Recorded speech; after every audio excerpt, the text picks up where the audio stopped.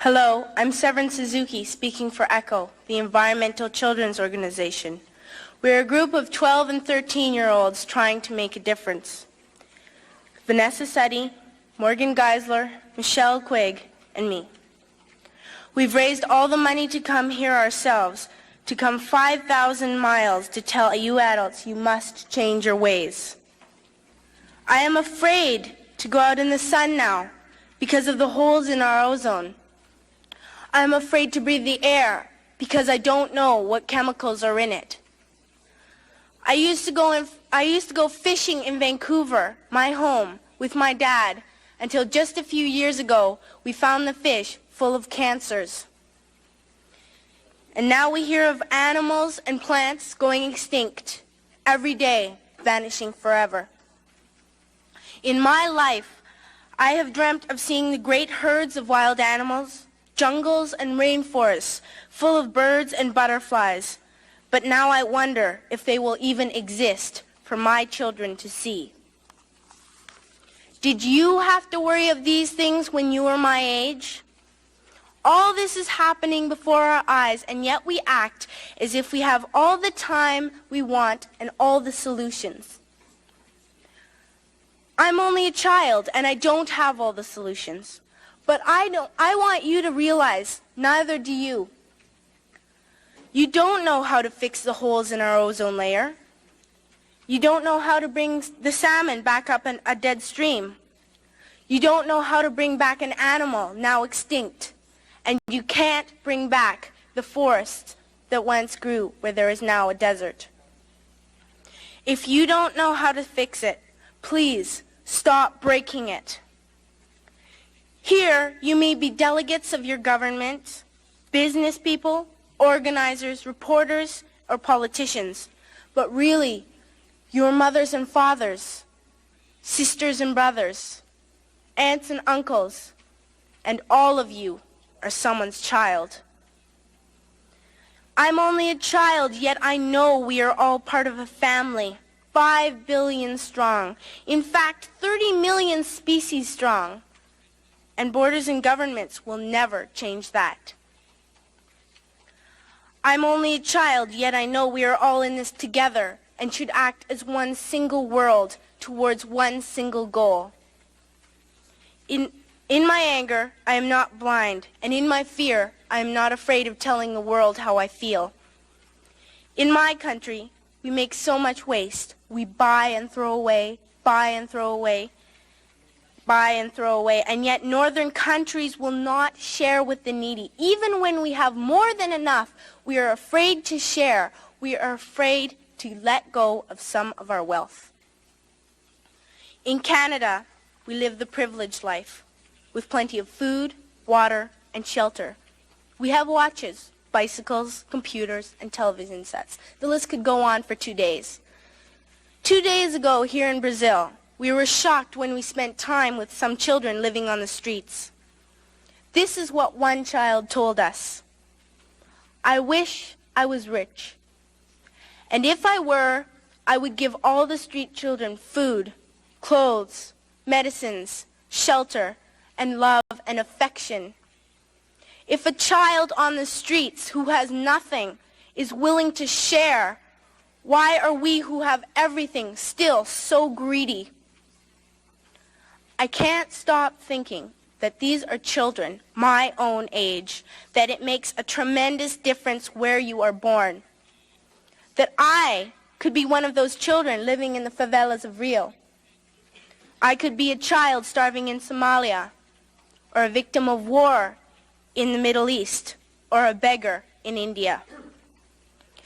I am only a child, yet I know if all the money spent on war was spent on finding environmental answers, ending poverty, and finding treaties, what a wonderful place this earth would be.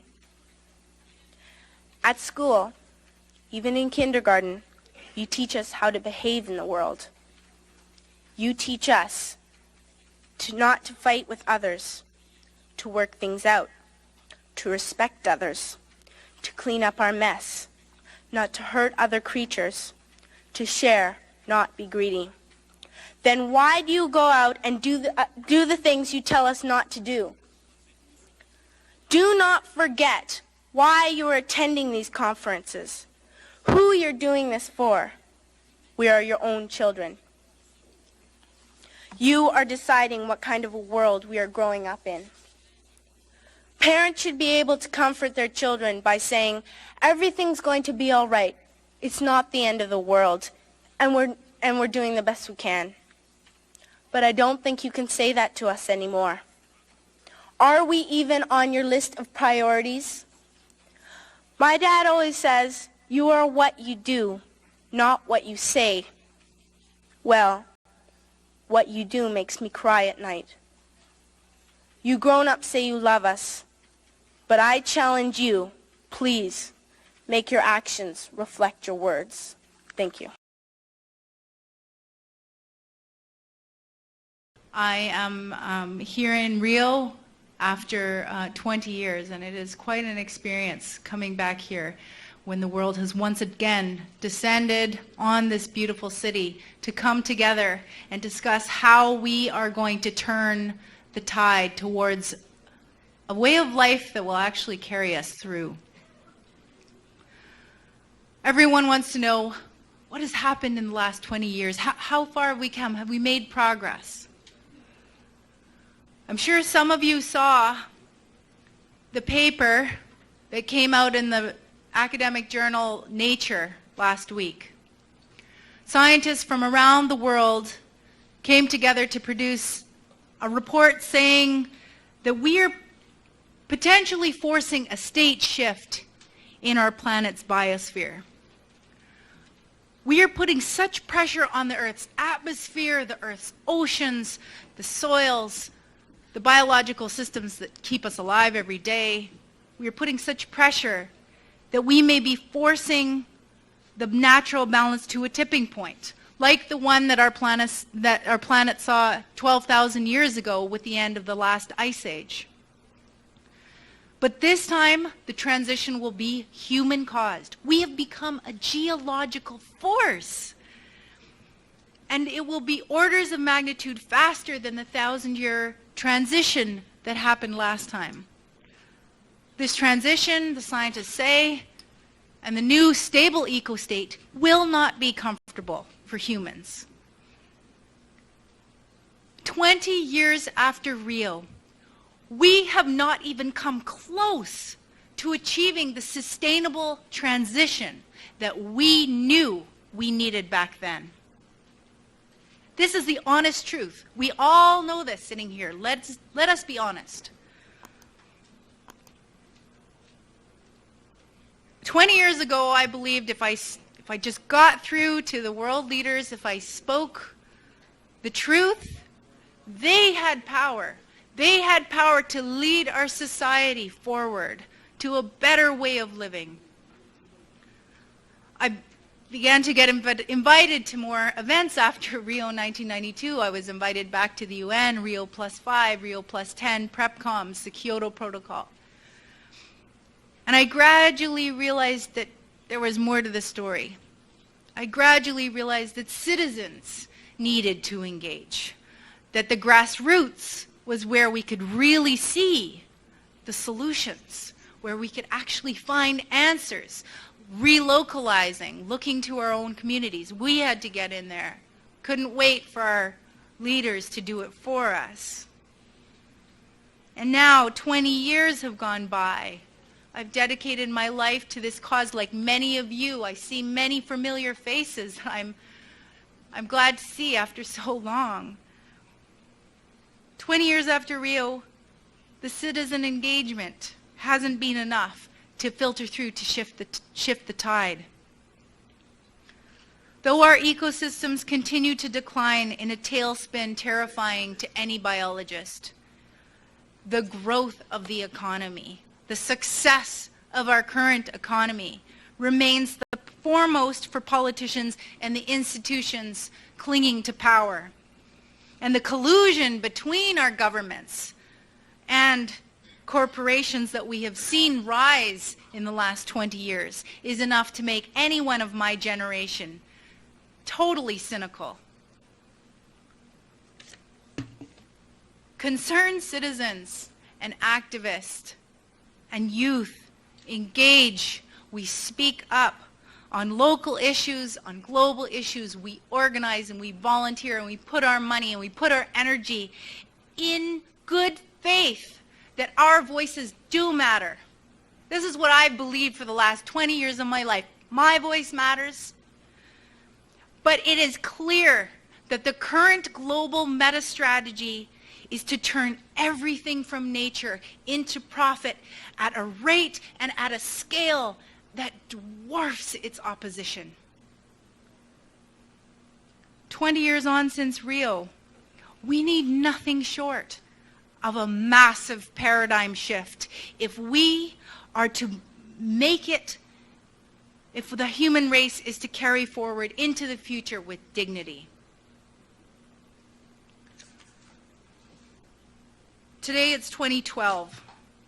I'm a veteran environmentalist at age 32. I've committed my last 20 years to trying to influence societal transformation to a way of life that will actually support intergenerational justice. And intergenerational justice is what we are really talking about when we talk about sustainable development. Stopping the intergenerational crimes that we are perpetrating towards current and future human beings who will have to deal with climate change and deal with these legacies. I've done a lot of things in 20 years. I've grown up a lot. But those 6 minutes speaking to the UN 20 years ago, 2 decades ago, remains the most powerful thing I have ever done, the most strongest thing I have done in my life to affect people. Since then, I have received letters from people around the world who can't even express how moved they were.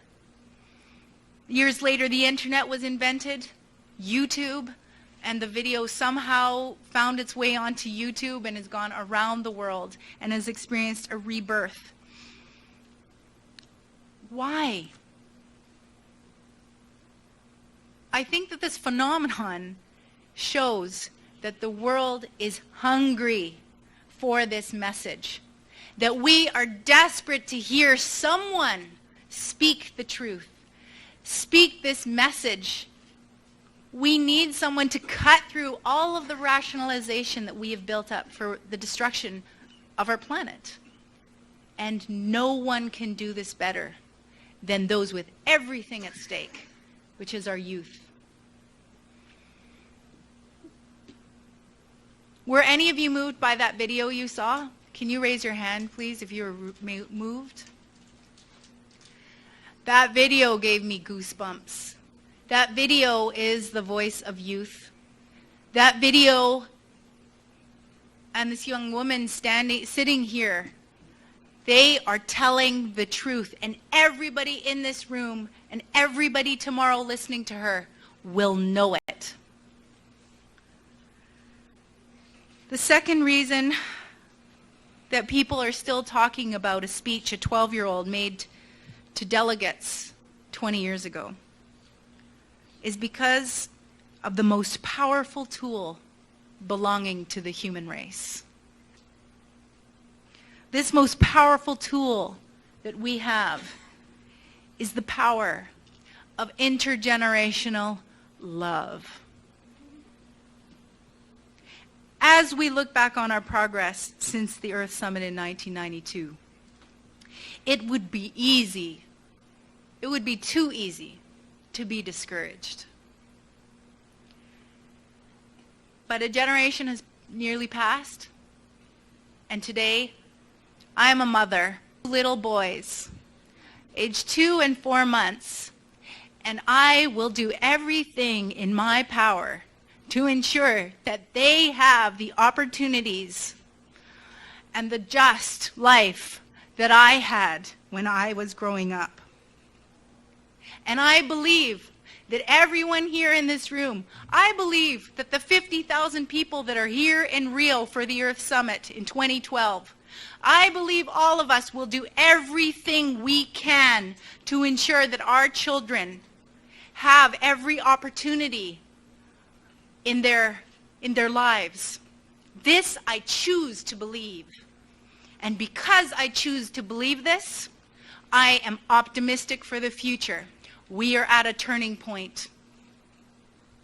We are gathered here today. We've done this amazing project. We are listening to our young people. And I believe we are going to change for the better. Thank you very much.